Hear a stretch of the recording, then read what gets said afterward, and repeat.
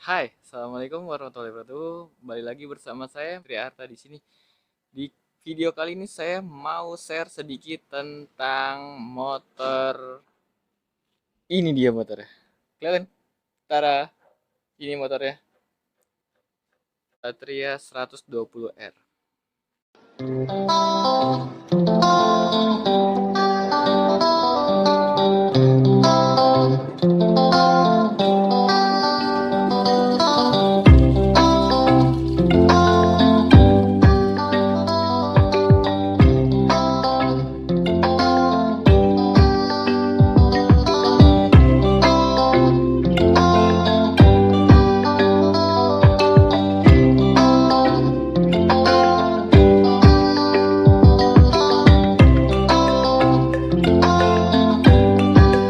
Ya, ini dia motor Satria 120R ikan hiu. Kenapa dibilang ikan hiu? Karena mungkin tampilannya mirip kali ya sampai ikan hiu. Dia strippingnya lancipnya tuh kayak ikan hiu kali ya, lancipnya. Tapi kalau teman-teman ada yang tahu lebih detail, bisa teman-teman tulis di kolom komentar. Jadi sebenarnya ini adalah facelift yang ketiga, yang mana sebelumnya itu ada motor Satria 120, tapi dia belum menggunakan kopling. Dulu Satria 120 itu dia punya starter engine dan dia lampunya nggak begini, dia lampunya agak kotak. Jadi sebenarnya ini adalah facelift yang ketiga. Yang pertama itu motor Satria, dia masih transmisi 1 2 3 4 5 tuh dia masih ke depan. Nah, ini kebenaran dia udah diganti sama yang underbone. Kalau yang dulu pertama Satria itu dia 1 2 3 4 dia kasih ke depan sampai habis. Nah, kalau yang sekarang satu terus ke belakang 2 3 4 5 sampai 6. Dan facelift yang pertama itu Satria dia masih belum pakai kopling.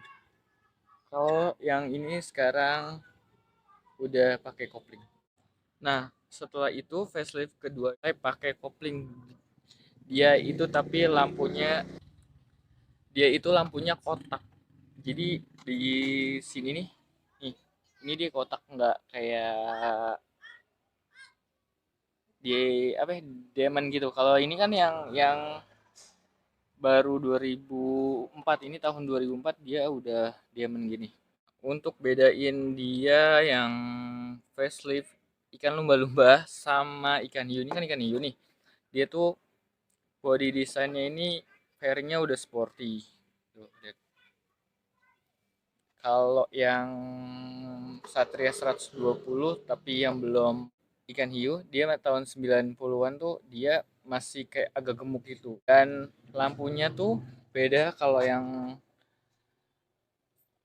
facelift yang tahun 2004 tuh ini dia udah diamond gini. Jadi kayak bentuk pengotak gini. Kalau motor yang tahun 90 tuh yang kan lumba-lumba tuh dia masih kotak gitu.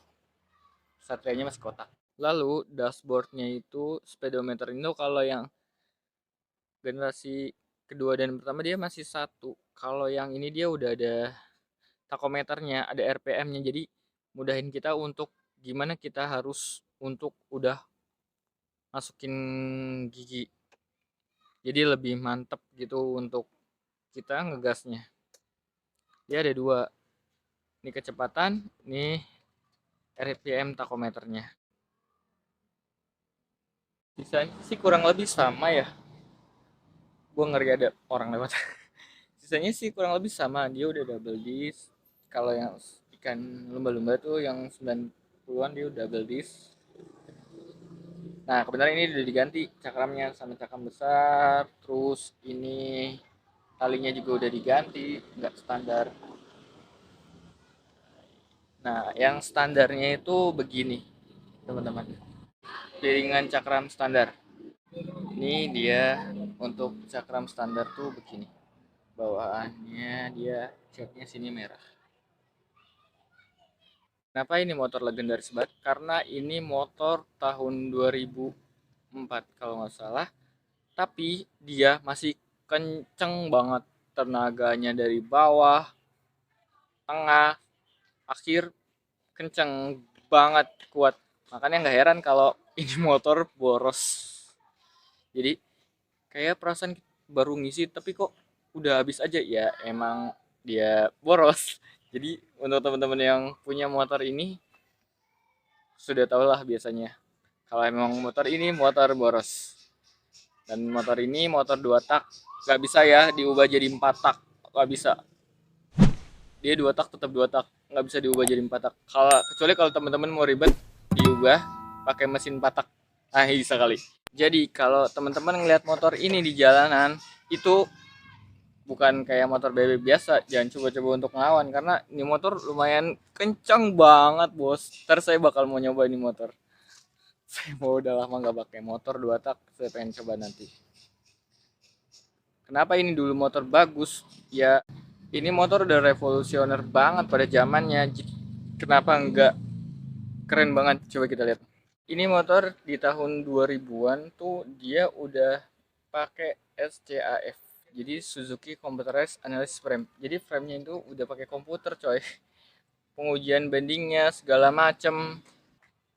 Jadi dia udah pakai computerized. Kalau untuk motor-motor dan mobil zaman sekarang kan analisa bendingnya itu banyak. Bahkan hampir semua untuk sekarang dia memang pakai computerized kan. Jadi untuk analisanya udah pakai computerized. Kayaknya ini udah zaman saya masih SMA, kayaknya ini motor udah keren banget. Dia udah pakai computerized gitu. Keren kan ya? Dan kita lihat ke bagian belakangnya. Ini motor dia menggunakan monoshock. Kelihatan? Ya, ini dia. Ini motor menggunakan monoshock. Dimana pada zaman itu yang pakai monoshock itu kayaknya baru motor ini doang untuk yang kelas 2 tak. Kalau yang saingannya dia itu F1ZR dia kanan kiri gitu shocknya. Kalau ini dia udah monoshock. Dan ini nggak kayak Matic ya. Kalau Matic kan dia ada banyak kan sebelah sini ya kiri. Tapi kalau misalkan dia nggak, dia tengah-tengah gitu posisinya.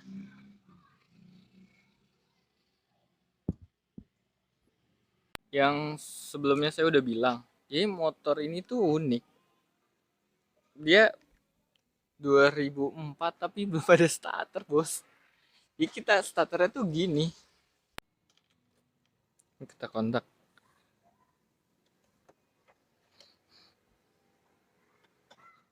Bismillahirrahmanirrahim.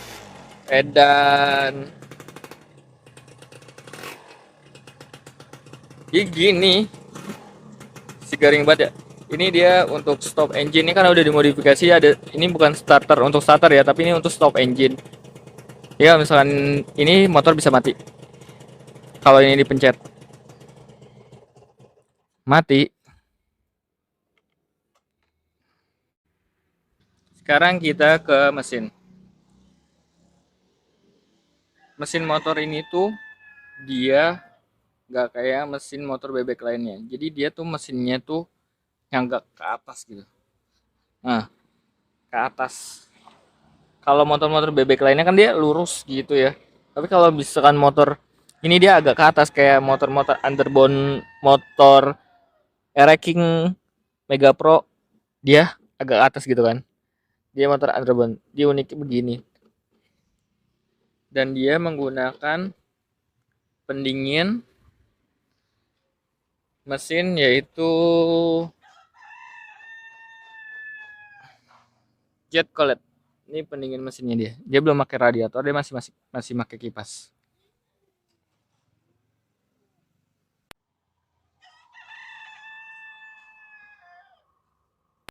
Oke, ke kaki-kaki.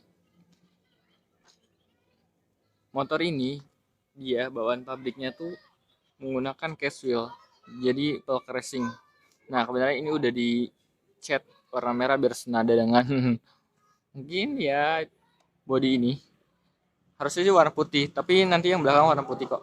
Jadi dia nggak jari-jari. Nah ini juga udah dimodif, jadi diganti dengan piringan yang besar. Dan uniknya tuh di mana pabrikan dia ngasih warna yang agak kalem dan gelap gitu, biasanya silver kalau enggak hitam, tapi dia ngasih warna putih.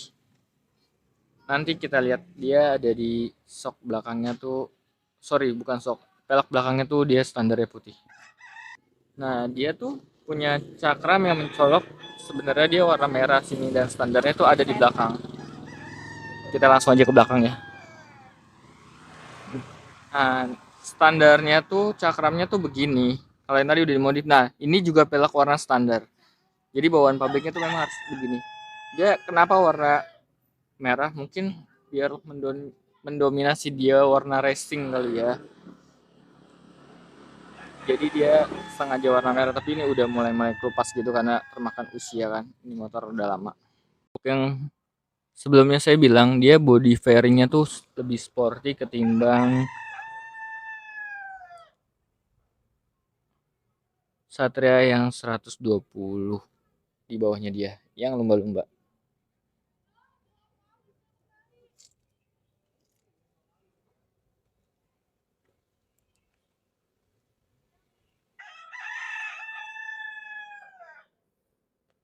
Sekarang kita lari ke bagian belakang. Nah, belakangnya ini lampunya tuh keren ya, kalau menurut saya tuh zaman 2004 dia udah begini. Nah, ini malah motor termakan usia, jadi ya dia nggak serapat kayak motor baru, tapi masih fungsional kok, dia masih bisa nyala, kusen kanan kirinya masih bisa nyala. Nanti saya bakal coba test drive ini motor. Oh kita lari ke knalpot. Knalpotnya ini udah diganti ya, nggak standar lagi, makanya tadi suaranya garing banget gitu. AHM tuh bukan asal Honda motor ya, tapi ini Ampang Hong Motor, profesional teknologi made in Malaysia. Jadi itu kalau teman-teman yang tahu tuh AHM itu dia dari Malaysia. Dia ada emblemnya di sini. Terus ada emblemnya juga di sini. Sekarang kita lari ke behel nih. Behelnya bagus banget kalau menurut saya. Dia kuat. Jadi pada zaman dulu tuh kan kalau orang goncengan kan masih pegangan di belakang gini kan ya. Sorry ini kan ya Bogor. Pada goncengan kan pada pegangan di sini ya. Kalau goncengan belakangnya ini kepake banget kalau kayak goncengin mama. Kita kita duduk di sini terus goncengan gitu kan di sini. Oke, sekarang kita lari ke dalam jok.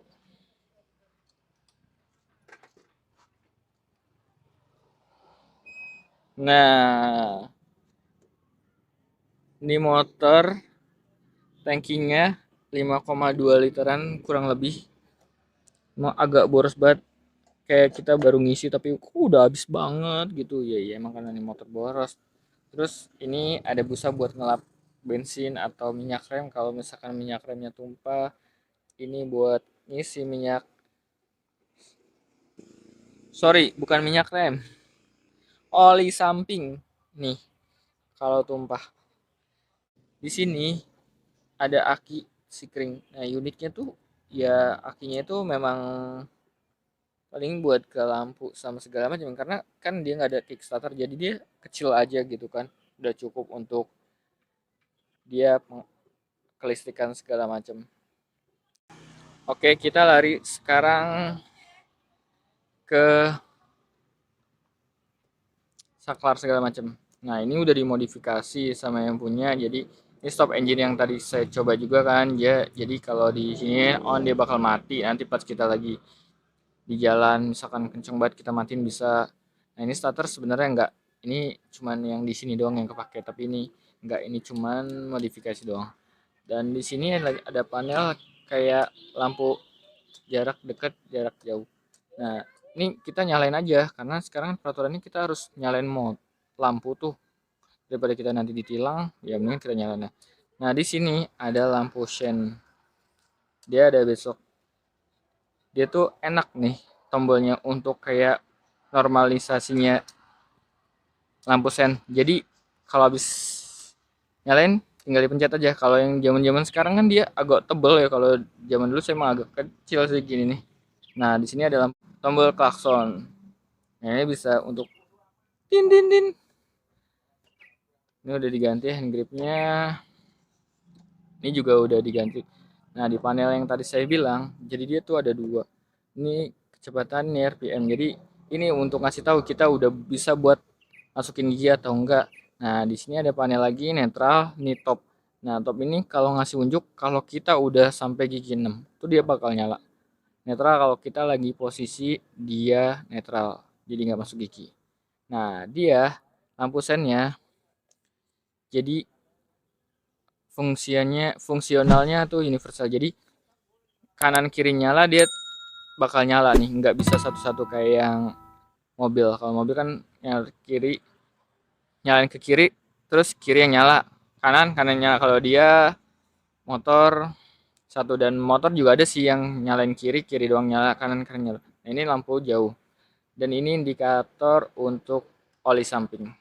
Oke, sekian gitu aja video kali ini. Sampai ketemu lagi di video selanjutnya. Jaga kesehatan selalu and have a nice day. Bye.